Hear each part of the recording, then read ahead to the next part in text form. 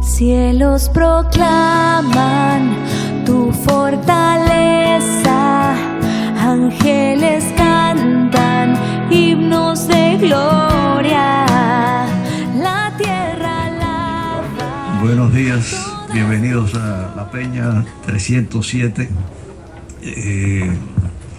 Miguel Saldívar se excusó, no puede venir, así que no me quedó más remedio que tomar el micrófono por encargo del señor presidente. La charla de hoy, la presentación de hoy la tiene Francisco Javier Müller. Francisco se educó en el Colegio Belén. David, no todo el mundo puede estudiar en La Salle, ¿viste? El pobre estudió en Belén. Sixto estudió en La Salle. Sixto estudió en La Salle. Educado en el Colegio Belén y en la Universidad Católica de Villanueva, en Cuba, donde estudió 4 años de ingeniería química sin poder terminar cuando Castro nacionalizó todas las instituciones católicas. Llegó a Estados Unidos en 1962, se graduó de física en la Universidad de Miami en 1965, obteniendo una maestría en 1993. Trabajó por 28 años en el Departamento de Medicina Interna de la Universidad de Miami y en investigaciones de artritis en el Veterans Hospital. Desde el 2000 es profesor de física y astronomía en la Universidad Internacional de la Florida, la FIU. Fue pianista de la Orquesta Filarmónica de Miami de 1965 a 1975, organista de la Iglesia de San Brendan desde 1979 hasta el año 2000, de la Iglesia San Vicente de Paul del 2000 al 2009 y de la Iglesia de Corpus Christi de 2010 a 2019. Ha estudiado desde hace 4 décadas el fenómeno de la inducción unipolar electromagnética, sobre el cual ha dado conferencias en varias ciudades de los Estados Unidos, incluso en San Petersburgo, en Rusia, en 1996. Müller es el presidente actual de la Fundación Padre Félix Varela y director de la Academia Vareliana de Ciencias. Pero antes de empezar la peña vamos a agradecer al Señor que tenemos alimentos, y para eso tenemos a Sixto García, que nos va a dirigir en la oración. Te damos gracias, Señor, por convocarnos aquí en torno.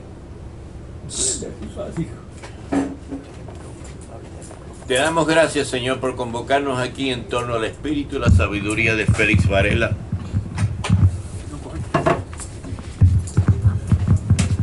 Envía sobre nosotros tu espíritu de diálogo y fraternidad para que podamos compartir y penetrar profundamente en la sabiduría, el conocimiento que Francisco Javier nos va a impartir. Y recordemos, mañana es el Día de los Padres, aquellos que somos padres, ¿verdad? Que el Señor nos ayude y nos conforte.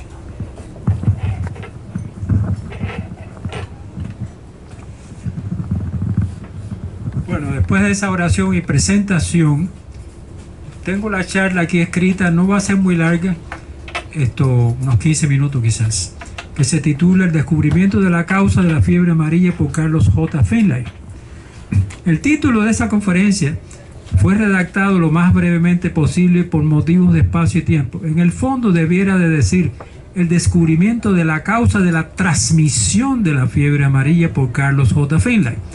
Su descubrimiento consistió, como muchos recordarán, en señalar al mosquito, el Aedes aegypti, como agente transmisor de la fiebre amarilla de un paciente ya afectado con dicha enfermedad a otra persona sana. Por medio de la picadura del mosquito se inocula el germen de la fiebre de la persona enferma a la persona sana. Pero el germen de la fiebre es la verdadera causa. La picadura es solo un mecanismo de transmisión. Pregunto, ¿conocía Finlay el dicho germen? Es una buena pregunta, que la veremos después. También cuando uno habla de Finlay se plantean unas preguntas típicas. ¿Fue Finlay el pionero o fueron los americanos dirigidos por el grupo de Walter Reed? De nuevo, hay que esperar un poquitico para discutir estas dos preguntas. Las opiniones se dividen. Los cubanófilos defienden la importancia de Finlay y los anticubanos defienden la del norteamericano Walter Reed. En esta charla quisiera zanjar la cuestión acudiendo a varias referencias que conseguí en PDF en el internet. La más balanceada de ellas me parece que es la de un tal Jonathan Leonard, que se titula, cito, La vida de Carlos Finlay y la derrota de la bandera amarilla. En esa época se llamaba bandera amarilla, la que se ponía en las casas donde habían ocurrido casos de fiebre amarilla, y así se alertaba a la población para que se alejaran de esas casas. Pues bien, mi plan es darles primero una breve cronología de los hechos y después entrar en los detalles. 1833 nace Finlay el 3 de diciembre de ese año. Su padre era un médico escocés, Edward Finlay, que se casó con una dama francesa llamada Elisa de Barres. Y Finlay, el padre, peleó con Simón Bolívar por la independencia de Venezuela. Es un hombre aventurero. En 1844, a los 11 años, Carlitos va a La Havre, en Normandía, al norte de Francia, a 190 kilómetros de París. En el 46, 2 años después, le da un ataque de Corea y vuelve a Cuba. Yo no sabía lo que era Corea. Me dice Gastelo, mi amigo, que sí, que en Cuba se hablaba de Corea, una enfermedad que uno como que se pone tartamudo y hace movimientos raros. Del 48 al 51, Carlos Finlay viaja a Inglaterra, Alemania, Rouen, Francia. Aprende todos estos idiomas: francés, alemán, inglés, español y latín, además de adelantar en los estudios de medicina. Se enrola entonces en el Jefferson College en Filadelfia para seguir su carrera médica, la termina y vuelve a Cuba, pero no pasa la entrada de medicina, el examen de entrada. 1861 vuelve a París y se especializa en oftalmología. 1864 al fin pasa el examen en Cuba. Finlay era muy persistente y abre su consultorio médico cerca de La Habana en ese año de 1864. Ya no puedo coger la página. En 1865, el año siguiente, se casó con una dama de Trinidad, Adela Shine, con la que tuvo 3 hijos. El año anterior, 1859, Finlay comenzó a interesarse en la fiebre amarilla. Estudia la epidemiología de la enfermedad. Notó que antes de 1649 no existía fiebre amarilla en Cuba, no existió. Pero ese mismo año, 1649, hubo un brote devastador que mató a 1/3 de la población cubana. Y después, en 1655, desapareció como por arte de magia. Cosa muy rara. 1879, Finlay propone que son las condiciones atmosféricas las causantes de la enfermedad, pero después abandona esa idea. El año anterior, 78, hubo un gran brote de fiebre amarilla en Estados Unidos. Miles de muertos en New Orleans, en Memphis y hasta en Ohio. El año anterior, 78, hubo un gran brote, ya lo dije. Estados Unidos manda entonces a Cuba a un grupo de 6 médicos a estudiar la cuestión. Están un año entero, pero no llegan a una conclusión definitiva. Finlay comienza a enumerar los factores importantes. Deduce que debe haber un agente intermediario que lleva la enfermedad de un enfermo con fiebre amarilla a otra persona sana. Propone que es el mosquito ese agente. Y en 1881, en febrero, Finlay publica su teoría definitiva del mosquito como agente transmisor en los anales de la Academia de Ciencias Médicas, Físicas y Naturales de Cuba. Propone el mosquito Aedes aegypti y lo estudia en todos sus detalles. Anoche me entretuve en leer esa memoria. Es increíble, fascinante. ¿Cuántos detalles tiene Finlay? Por ejemplo, a baja temperatura el mosquito no funciona. Y tampoco funciona a gran altura, o sea, cuando la presión baja mucho. Pero nadie le cree. Hasta algunos colegas se burlaban de él. Finlay sigue, sin embargo, investigando y escribiendo. De 1881 a 1901, 20 años, inoculó a 103 personas, publicó 40 monografías y alentó a que se buscara el agente causal de la fiebre, el agente verdaderamente causal. Finlay también colaboró con el grupo norteamericano mencionado antes, y cuando estalla la guerra con Estados Unidos tras la voladura del Maine en el puerto de La Habana, Finlay no se queda quieto. Va a Estados Unidos, presta servicios médicos cubanos a los emigrados cubanos en Tampa y la Florida. Incluso va hasta Washington y se alista como médico militar el 22 de julio de 1898. Fue a Cuba con las tropas y asistió a los soldados enfermos de malaria y fiebre amarilla. Más soldados morían por estas enfermedades que en el campo de batalla. Y ahora viene Walter Reed. Tras una confusión con otro virus propuesto por el italiano Sanarelli, Estados Unidos mandó otra comisión de 4 médicos ahora para clarificar los problemas. Y es aquí donde viene Walter Reed, que no tenía ninguna teoría ni idea absoluta de lo que estaba pasando. Consultan entonces Walter Reed a Finlay y no solo le da copia de todo lo que había publicado, sino que le da huevos de los mosquitos que él usaba.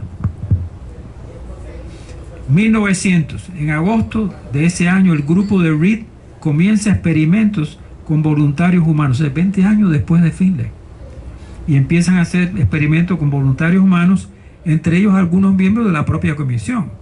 3 de esos miembros contrajeron la enfermedad, 2 en forma benigna y un tercero, lacear, tan fuertemente que falleció. Pero ni siquiera con estas pruebas aceptaron las ideas de Finlay. Es una cosa increíble. Solo el general Leonard Wood, del gobierno interventor norteamericano, implementó las ideas de Finlay y decretó una campaña contra la fiebre amarilla drástica, tan efectiva que terminó la epidemia en Cuba. No puedo coger la página. Sí, está bien, está bien. Mosquito. O sea, con una campaña tan drástica que se acabaron los mosquitos, se sanearon las aguas y se estableció la cuarentena de los enfermos. Todo eso tan eficaz, como dije, que en septiembre de 1901 la epidemia había desaparecido de Cuba. Con esa misma estrategia se logró erradicar la fiebre amarilla en Panamá y eso permitió la construcción del canal. 1900. Esa es la historia en pocas palabras. Vamos a ver ahora algunos detalles importantes. Lo primero que se me ocurre comentar es cómo Finlay, a pesar de tantas incomprensiones y rechazos, nunca desistió de su empeño. Recordemos que no pasó el primer examen cuando volvió a Cuba. ¿Por qué? Porque había estudiado la carrera en inglés y el examen era en español, cosa que unida a su cierta tartamudez no lo hizo quedar bien. Además, la Facultad de Médicos Cubanos veía con desprecio a los que estudiaban en Estados Unidos. Los miraban a los que estudiaban fuera de arriba abajo, pues consideraban que el nivel académico de Estados Unidos era inferior al de La Habana. Estamos hablando de 1851. Por eso no fue aceptado en la Real Academia de Ciencias Médicas, Física y Natural la primera vez que se presentó, por ese desprecio. Pero insistió y la segunda vez sí fue aceptado como miembro de número por unanimidad. El rechazo más importante es que pocos aceptaron su teoría de que el mosquito transmitía el virus de la fiebre amarilla. Ni siquiera sus colegas, ni los primeros 6 investigadores que mencioné antes bajo Sternberg, ni siquiera el propio Walter Reed al final. Pero Finlay jamás se rindió. Había casi una convicción religiosa en él. Y aprovecho aquí para citar lo que leí en la Wikipedia. Me sorprendió. Dice la Wikipedia: existe una anécdota que dice que Finlay, estando una noche rezando el rosario, le llamó la atención un mosquito zumbando a su alrededor. Entonces fue cuando decidió estudiarlos. Y me sorprendió leer esto en la Wikipedia, porque nosotros, los que estudiamos en Belén, sabíamos de esa anécdota transmitida por el padre Mariano Gutiérrez Lanza. Al padre Llorente, por ejemplo. Gutiérrez Lanza era un hombrón, una torre humana. Profesor de física, le dio clases a mi papá. y experto en meteorología y los ciclones de las Antillas. Un día le dijo a Llorente, que todavía era maestrillo, ven acá, mocoso, que te voy a hacer una historia para que no se pierda. Y acto seguido le contó la anécdota de la Wikipedia. O sea, que un día Finlay había llegado tan cansado del trabajo a su casa que decidió esa noche no rezar el rosario, que acostumbraba a rezar. Pero entonces le remordió la conciencia. Se levantó y comenzó a rezar. Apenas empezó, dice que vino un mosquito zumbando alrededor de su cabeza y entonces le vino a la mente de que el mosquito pudiera ser el transmisor de la fiebre amarilla. Esa es la historia.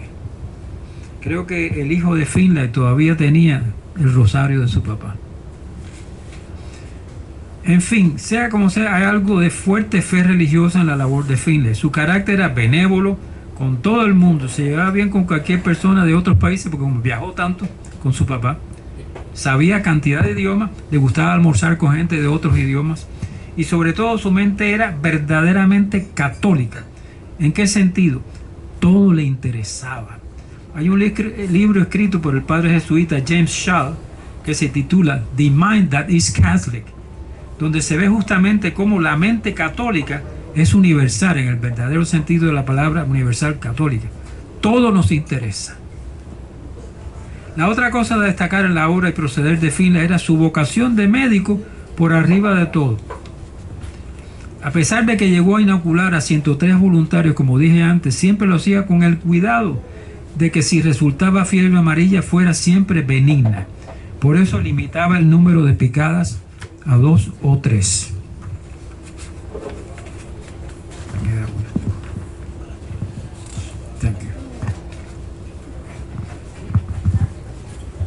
Pues mientras mayor era el número de picadas, más graves podía ser el resultado. Recordemos cómo el grupo de los americanos con Reed en la cabeza llegaron a matar, entre comillas, sin quererlo obviamente, a uno de los voluntarios, el doctor Lacear. El éxito de los americanos en este sentido fue que acometieron la investigación con todos los hierros, como decimos nosotros. Tenían recursos como miembros del ejército que eran. Llegaron a construir una casa de madera libre de mosquitos para que durante 20 noches 6 voluntarios durmieran en contacto con ropas que habían estado a su vez en contacto con enfermos de fiebre amarilla. Ninguno resultó enfermo, probando que la fiebre amarilla no se transmitía por objetos contaminados ni inanimados. En otra prueba hicieron lo mismo, pero con mosquitos infectados separados de los voluntarios por medio de telas metálicas. Tampoco resultaron enfermos los voluntarios. Finalmente, un voluntario fue expuesto directamente a mosquitos infectados durante 3 días consecutivos. Al cuarto día desarrolló los síntomas típicos de la fiebre amarilla. Conclusión. Como vemos, la lucha contra la fiebre amarilla fue obra de muchos investigadores. Ni Finlay lo hizo todo, ni Walter Reed con sus colaboradores.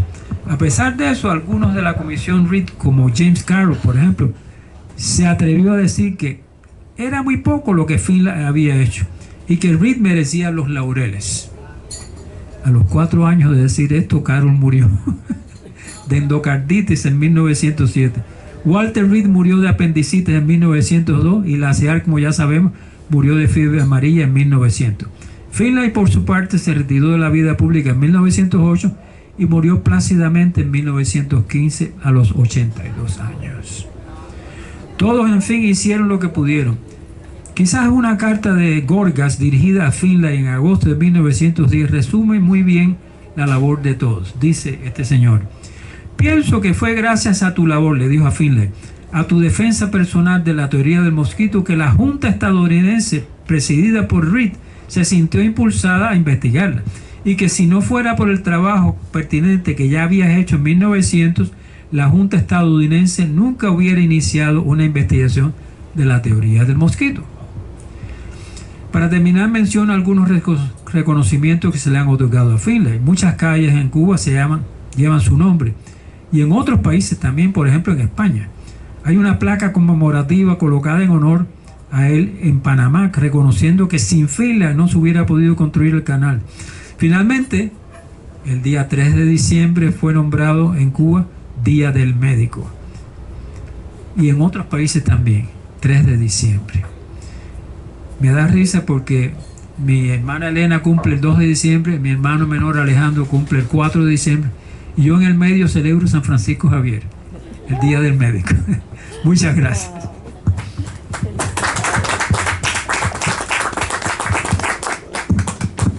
Muchísimas gracias, Francisco Javier, por la interesante presentación. Ahora viene la parte nuestra, ¿no? Participar en las discusiones, las preguntas. ¿Los anuncios quieres ahora? Okay. Pedro Ladislao, ¿tienes algún anuncio que dar? Más que un anuncio, tengo una congratulación para todos los que son padres. Más que un anuncio, tengo congratulamiento para todos los que son padres. Así que mucha salud y mucha paciencia con los hijos e hijas, sobre todo con las hijas.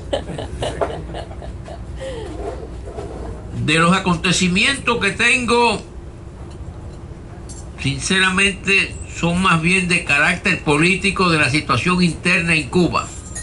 Y hay una cosa muy llamativa, que últimamente las reuniones se están efectuando en las iglesias. O sea, las reuniones de los grupos buscadores de una mayor democracia dentro de Cuba y de un respeto a las leyes vigentes en Cuba que se están violando permanentemente. Es lo único que tengo. Así que podemos seguir con Germán Miré y el desayuno que lo están repartiendo en estos momentos. Si algo me viene a la mente que se me haya olvidado, me perdonan debido a los 82. Bueno, la primera pregunta la voy a hacer yo, ya que nadie ha levantado la mano. Tengo entendido que hubo alumnos del Colegio Belén, ya terminó, que hubo alumnos del Colegio Belén al que el doctor Finlay inyectó para pruebas. La respuesta es no precisamente alumnos.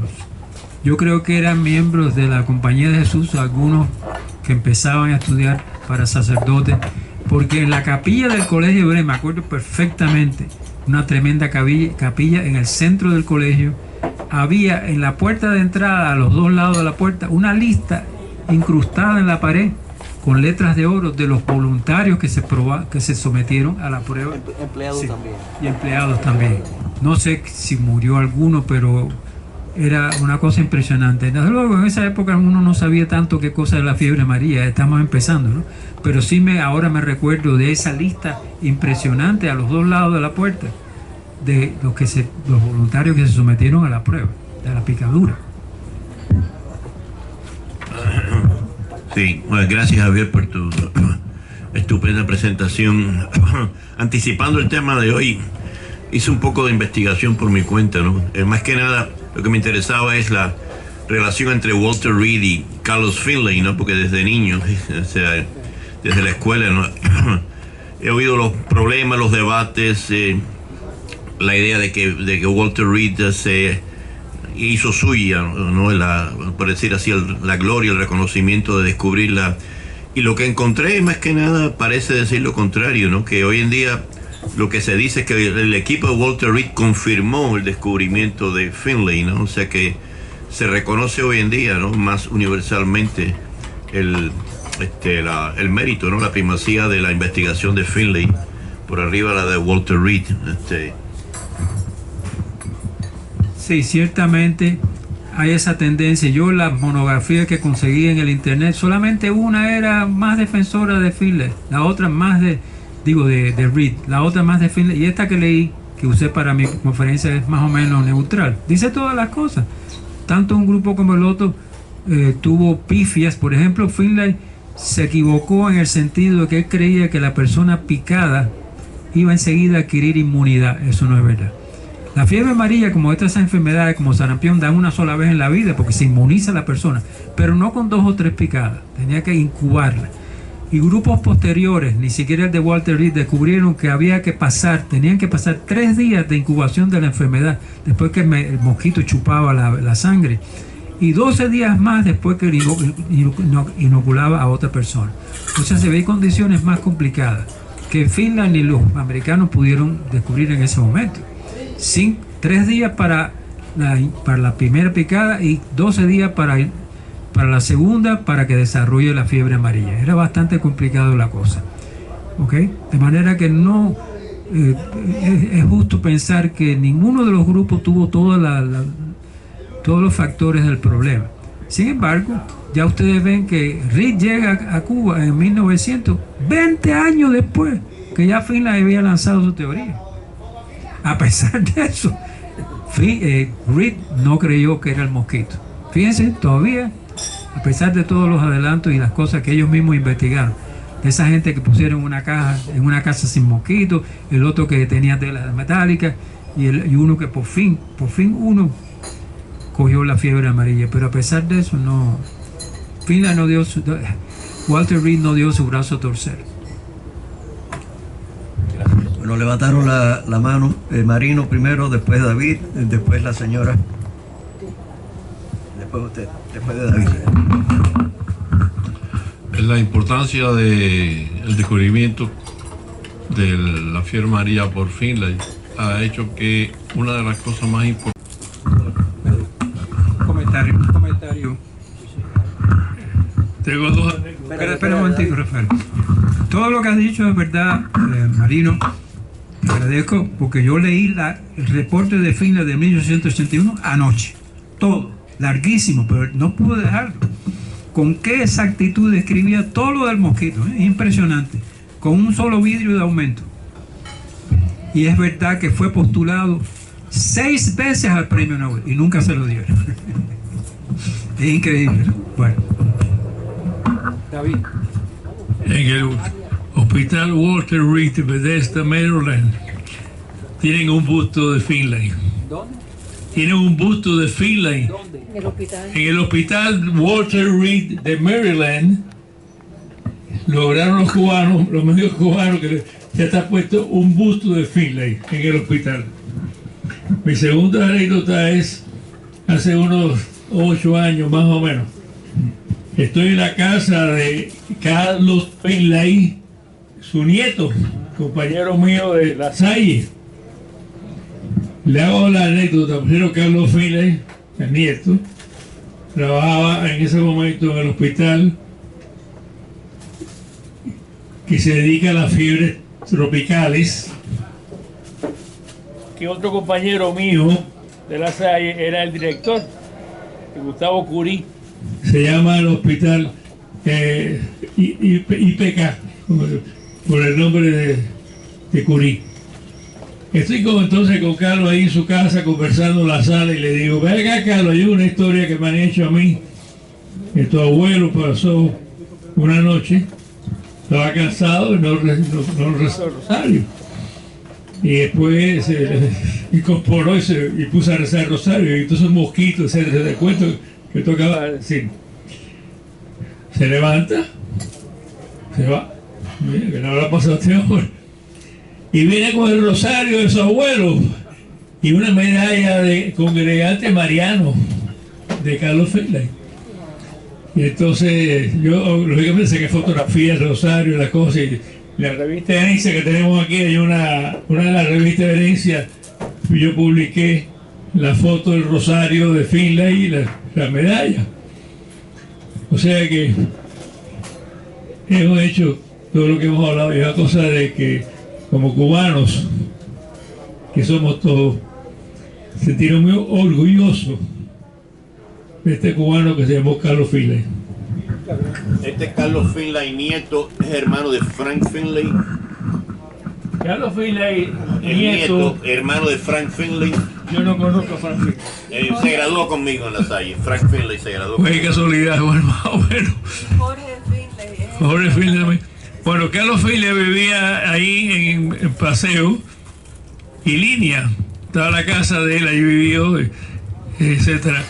Dicho de paso, tanto el Gustavo Curí, que es el director de los... Era, pues falleció también, era del IPK le llaman ese Instituto de Fiebre, Investigación de Fiebres Tropicales. Ambos eran comunistas. O sea que, y por cierto, yo voy a ver a Curí, el que era el director del hospital. Cuando llego allí, me dejan pasar enseguida. Él dijo a la entrada para que se pasara a mi hermano David. Ponte a pensar, me trató extremadamente bien, me hizo varios comentarios personales de él, porque éramos compañeros de colegio, o sea que había mucha confianza entre los dos. Y Carlos, los dos ya fallecieron. También era comunista. En Cuba le voy a decir una cosa, porque yo conozco un poquitico a Cuba porque he ido y sigo yendo con cierta frecuencia. En Cuba nadie, incluido al famoso creador de toda esta desgracia, era comunista. Comunista es un cuento, es una cosa que usan como medio para permanecer en el poder por siempre. O sea que ni Fidel Castro ni el pueblo cubano es comunista, simplemente cada cual hace lo que tiene necesidad. Muchas personas en Cuba están trabajando con el gobierno, pero no hay otro empleador, o sea que no tiene que por eso ser comunista de nada que se parezca. Gracias, David. Así que fue un nieto el que mantuvo el rosario. Yo había dicho en la conferencia el hijo, bueno, si el nieto lo mantuvo, probablemente el hijo también. Claro. Que poseyó la propiedad del rosario original. Yo tengo una cosa muy breve. Sí. Elenita. Muy breve. Elenita. Esta es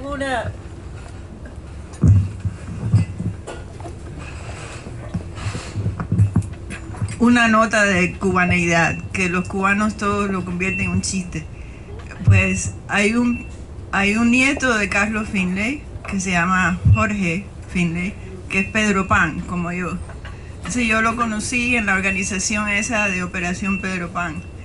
Y él yo no estuve en un campamento, pero él sí estuvo en uno de los campamentos. Cuando estaba en el campamento le decían el mosquito, por ser el nieto de Carlos Finlay. Sí. Es una pregunta, porque yo soy un ignorante de la historia de mi país natal.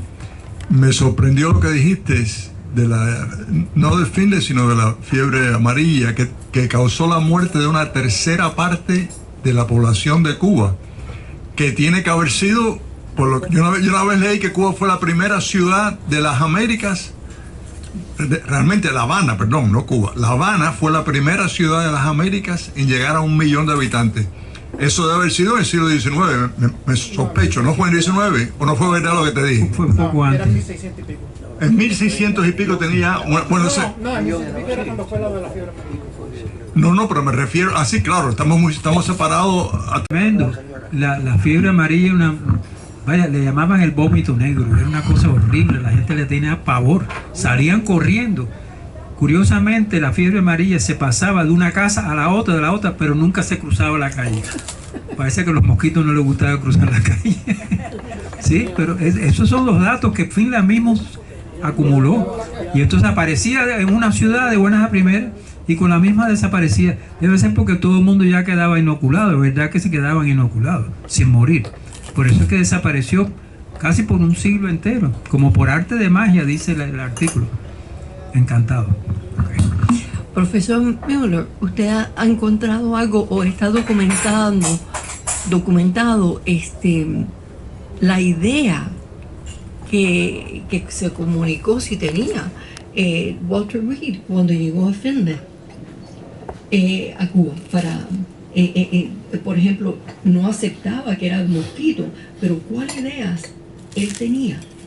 Mira, cuando Walter Reed llegó a Cuba, él lo mandaron, el General Surgeon de Estados Unidos, porque había un debate. Surgió un italiano, Sanarelli, que empezó a decir que el bacilo de la fiebre era otra cosa. Y entonces una pugna, una discusión, y el General Surgeon mandó a Walter Reed con 3 más. Los nombres no me acuerdo ahora. Y empezaron a saber la realidad del problema, ¿no? Por eso es que Walter Reed llega a Cuba sin ninguna idea de lo que estaba pasando, sin teoría. Y lo curioso es que después de ver los estudios tan fabulosos que hicieron los americanos, como dije yo, con todos los hierros, con una casa construida sin mosquitos, después con telas metálicas y así. Ellos pudieron demostrar lo que Finlay nunca pudo demostrar directamente, y Finlay era muy prudente. Él no se vendía, él decía que eso lo proponía él para que otros lo investigaran.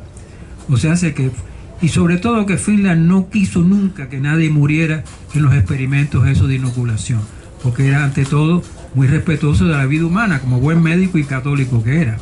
Los americanos en ese sentido fueron más feroces, no les importaba. Tú sabes lo que es poner a 6 voluntarios 20 noches en un lugar donde no había mosquitos, por ahí había miasma desde las ropas de la gente que había tenido fiebre amarilla. Pero demostraron que no se transmitía por cosas, sino por un agente transmisor. O sea, que indirectamente probaron lo que Finlay quería, pero el propio Walter Reed nunca creyó que fue el mosquito. Llegó a Cuba sin teorías y yo creo que salió sin teorías.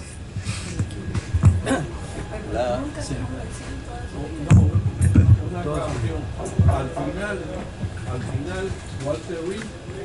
Finlay es porque durante la construcción del canal de Panamá murieron miles y miles de personas por la fiebre amarilla. Inclusive durante la guerra de independencia muchísimos españoles morían por enfermedades más que por la misma guerra. Bueno, ya eso lo dijiste, tú lo dijiste. Pero por eso es que es tan importante el trabajo de Finlay en la construcción del canal de Panamá. Permitió que se pudiera terminar. ¿Finlay nació en Cuba o fuera de Cuba? En Cuba. En Puerto Príncipe. En Puerto Príncipe, Camagüey. En Camagüey. La historia de Finlay tiene una cierta relación con el programa de Radio República de esta semana sobre Tomás Romay, que fue el que desarrolló la vacuna contra la viruela. Un dato interesante, a lo mejor me estoy yendo del tema, pero me llamó la atención. Se llama vacuna porque se saca de las vacas. La primera teoría era sacarla de personas infectadas, del pus de una persona infectada, y vacunar a otra persona, de persona a persona. Hubo un científico inglés que descubrió que el pus sacado de vacas infectadas era más efectivo, más seguro, y eso fue lo que Tomás Romay introdujo en Cuba entonces. ¿Perdón? Ingrid Jenner, que inventó la vacuna. No me acuerdo ahora, no me acuerdo del nombre del inglés. Pero me llamó la atención de por qué venía el nombre vacuna, y es porque venía de las vacas precisamente. Ganado vacuna. Es vacuna, sí. ¿Quiere decir qué? ¿Qué quiere decir qué? Vacuno de vacas. De vaca, que el buey y la vaca, esos son ganado vacuna. Es el nombre que se le da. Sí, vacuna es un derivado. Yo pensaba que Jenner, el inglés, había inventado la vacuna contra la viruela. Creo que fue la primera que se inventó. Ahora, la relación con la fiebre amarilla, una vez que ya existe la idea de que había gérmenes, porque oye, como creo que Pedro lo dijo, o Marino, de que en esa época todavía no había la claridad de la causa de los gérmenes. No había microbios, no había viruses. Después, muchos años después, se descubrió que el virus de la fiebre amarilla era un flavivirus. Flavi quiere decir amarillo en latín. Y es por eso es que le pusieron amarillo, porque la persona se ponía amarilla, le daba ictericia. También el mismo tipo de virus parecido al del dengue hacía que las personas se pusieran rosadas, le daba un rash. Y el virus del Nilo Occidental hacía que la persona se pusiera blanca. Yo vi un website donde explica todos estos virus y colores. Dice, vamos ahora a entrar en una heladería. ¿Quieres el amarillo? Puede ser que te dé fiebre amarilla. ¿Quieres la fresa? Puede ser que te dé dengue. ¿Quieres el vainilla? Puede ser que te dé el virus del Nilo. Max Feller. ¿Él? Max Feller. Sí. La CB7D, que es la vacuna contra la... Ok. Bueno, eso es un chiste, pero muy interesante porque los flavivirus fue la categoría general del virus de la fiebre amarilla. Por eso de flavi, en latín, amarillo, una cosa curiosa que yo no sabía. Los huevos de gallina. ¿Perdón? Huevos de gallina. ¿Qué cosa? La vacuna. La primera vacuna. Sí. Bueno. ¿Qué? ¿Elena?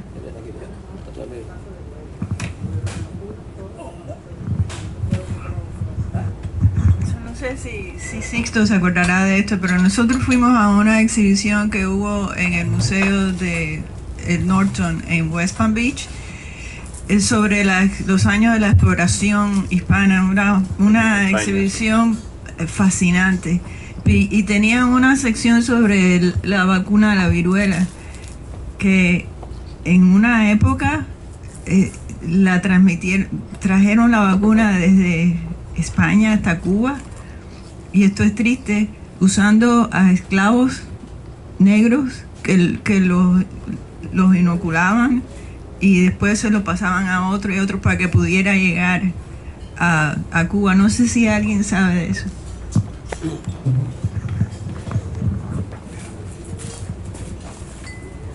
Lo que yo leí para preparar el tema sobre Tomás Romay es que el brote de viruela surgió en Cuba en 1802, a finales de 1802.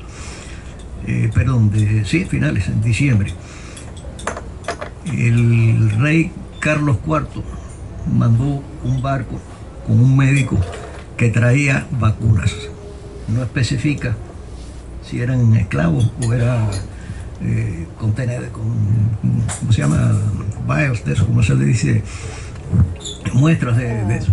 Pero se encontró que él llegó en febrero, llegó tarde, perdón, él llegó en mayo. Y Romay ya estaba vacunando a la gente desde febrero. Cuando el médico llega a Cuba, a La Habana, en mayo, ya hacía 3 meses que Romay estaba vacunando a la gente, con el sistema que se convenció él de la vacuna sacada de la vaca. La gente no lo creía y él mismo vacunó a 2 de sus hijos con la vacuna de la viruela para demostrar la seguridad que él tenía de que sí era efectiva y más segura. Y eso lo logró con el apoyo del obispo Espada y Landa, que escribió una carta pastoral instando al pueblo a que se vacunara con el sistema de Romay. O sea que entre los dos lograron convencer al pueblo de que había que vacunarse. En lo que leí también se menciona no a Romay sino a Felipe Poey. El propio Finlay menciona varias veces a Felipe Poey como una especie de precursor de él. Me sorprende. Felipe Poey fue un naturalista, no era un médico. Y realmente la idea también de la vacuna de la viruela por el padre, por Monseñor, el del obispo, Espada.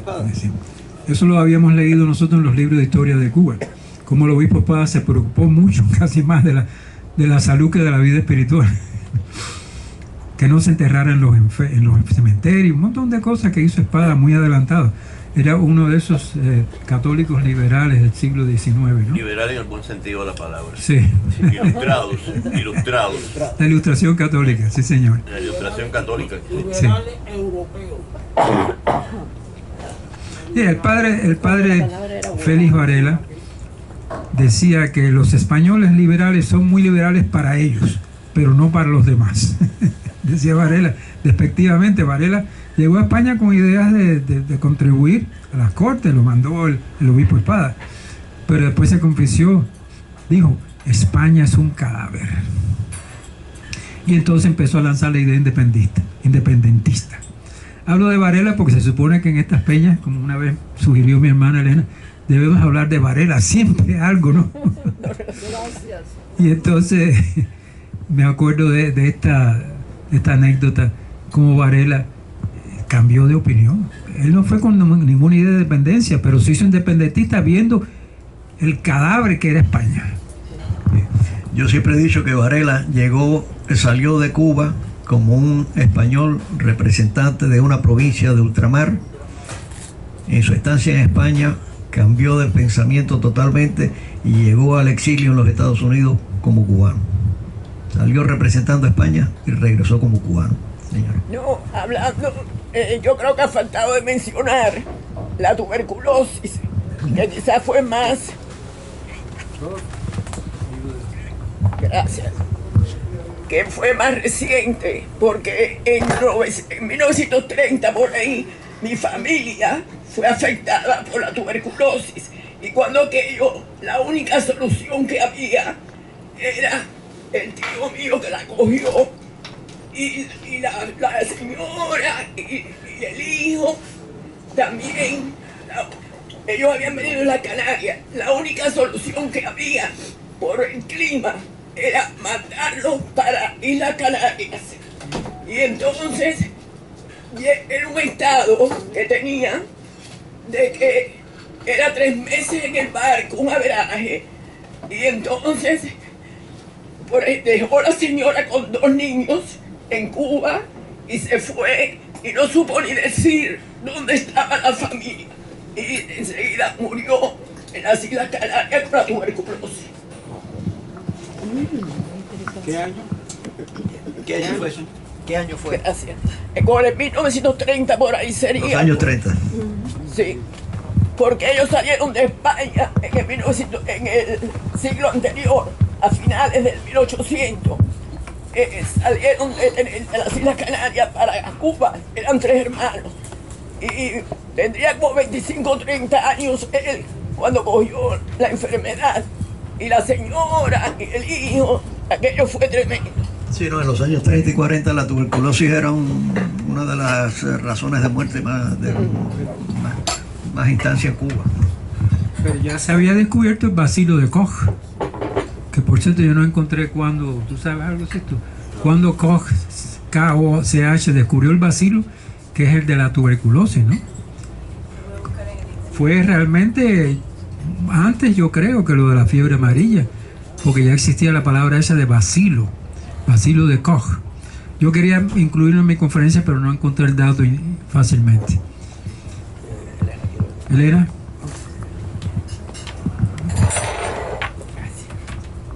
Esto es un comentario personal. Mi mamá tuvo tuberculosis. Es muy interesante. Ella me contó muchas veces, su papá era médico. Y también mi abuelo paterno también era médico. ¿Okay? Cuando mi papá se casó con mi mamá era muy delgada. ¿Okay? Y mi abuelo paterno, creo que fue él, le dijo a mi papá: te has casado con una tuberculosa. No sabían que lo era, pero obviamente lo era. Ya nacido mi hermano mayor, mi mamá le dio tuberculosis y a mi papá también. Y mi mamá estuvo enferma mucho tiempo y en esa época no había remedio. Tuvo que ir a un sanatorio, no sé exactamente dónde estaba, pero estuvo separada de mis padres por mucho tiempo. Y me acuerdo que ella siempre me decía: cuando estuve en el sanatorio me di cuenta del verdadero amor que me tenía tu padre, porque yo vi que a las otras mujeres que estaban ahí, los maridos y los novios las dejaban. Tu padre fue el único que no abandonó a su esposo. Pero entonces surgió un remedio, una cura muy dolorosa, que le metían ¿cómo era? Neumotórax. Mi mamá lo tuvo que hacer, pero así fue como se curó. Y no sé a mi papá cómo fue que se curó, pero mi papá siempre le quedó, y a mi mamá también, siempre tenían que reportarle al médico que habían tenido tuberculosis. Se le descubrió la tuberculosis después que había nacido mi hermano Javier. Entonces hubo un espacio muy grande al nacimiento de mi otro hermano y después mío, porque en ese tiempo mi mamá estuvo con tuberculosis, sí. O sea que afectó a muchas familias y gracias a Dios se descubrió una cura. Mientras tú hablabas, me buscó en el internet el bacilo de Koch.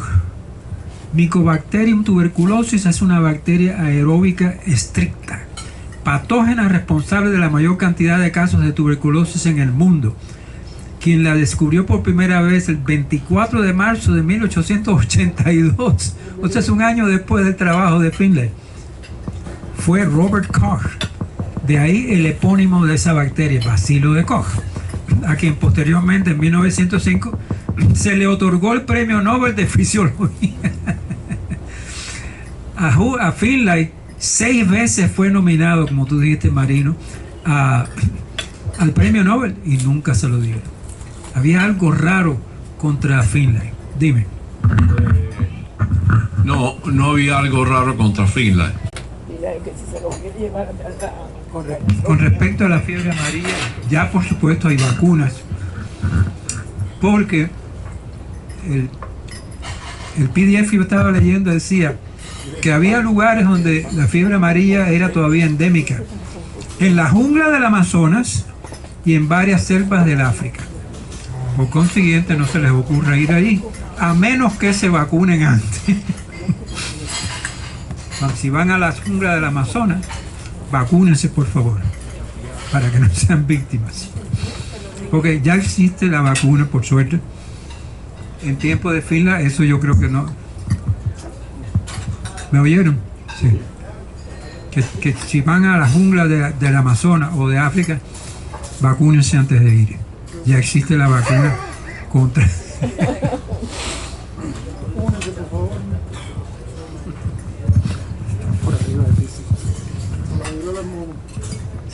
Hay requisitos cuando uno viaja a países donde hay peligro de eso, uno tiene que vacunarse. Yo me tuve que vacunar cuando fui a África hace, ¿cuánto tiempo? Hace como 9 años. Tuve que poner varias vacunas y esa era una de las que me tuve que poner. Sí. A Ruanda. Sí. Uh-huh.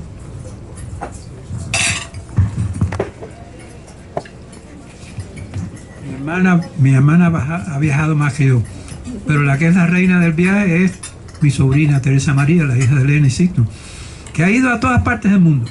Es increíble. Japón, Hawái, Rumania.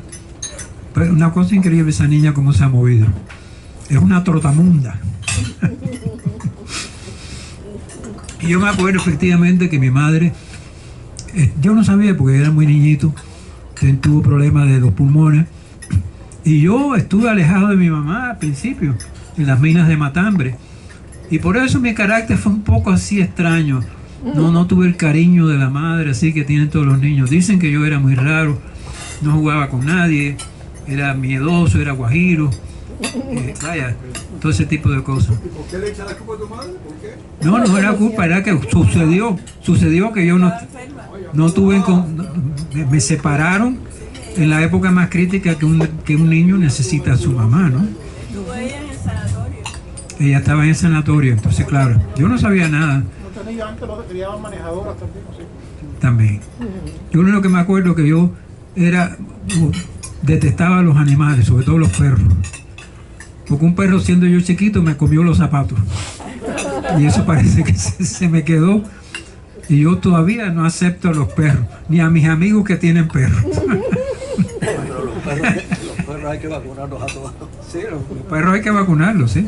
Hay que estar gastando dinero en ellos horriblemente.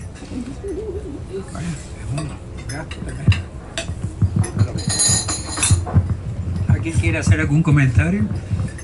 ¿Alguien estuvo enfermo de niño? ¿Alguien sufrió alguna? ¿Varela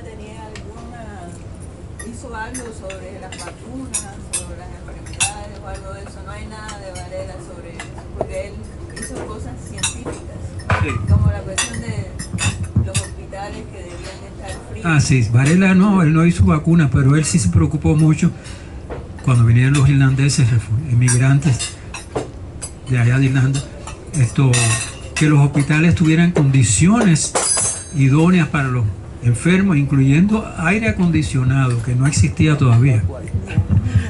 No completamente aire acondicionado, pero es una lástima. Dicen los historiadores que sí hubo un invento del padre Varela sobre la renovación del aire en las habitaciones, pero era mecánico, porque por supuesto la electricidad no existía y el gas que se usa para el aire acondicionado tampoco se conocía, o sea que el aparato era totalmente mecánico. Lo que no hay es los papeles de la patente. Por alguna razón están perdidos esos papeles en Washington, porque eso él lo llegó a patentizar. Pero esa fue la única preocupación que yo conozco de Varela en cuanto a la medicina. Lo que sí, él tuvo la valentía de quedarse en Nueva York cuando vino la plaga, la cólera, y él visitaba los hospitales todos los días. La ciudad de Nueva York se vació por miedo a la cólera. Todo el mundo se iba al campo. Claro, el campo en Nueva York en aquella época empezaba en la calle 100, 120, por ahí. Ya eso era el campo completamente. Pero él se quedó ahí en lo que viene a ser hoy en día el downtown de Nueva York.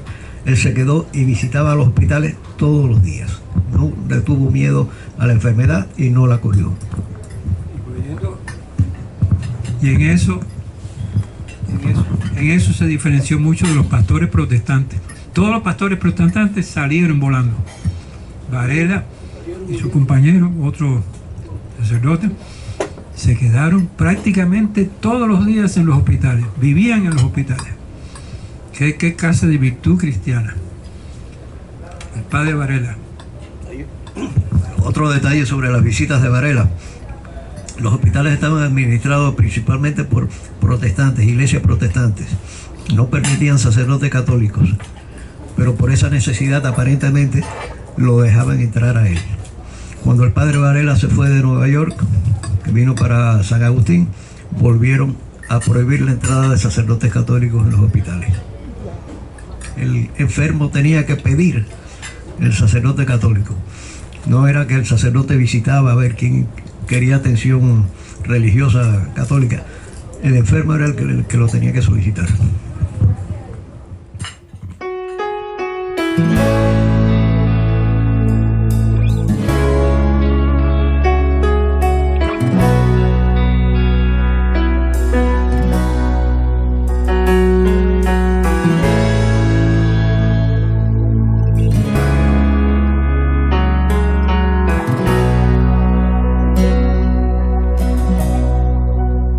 Cielos proclaman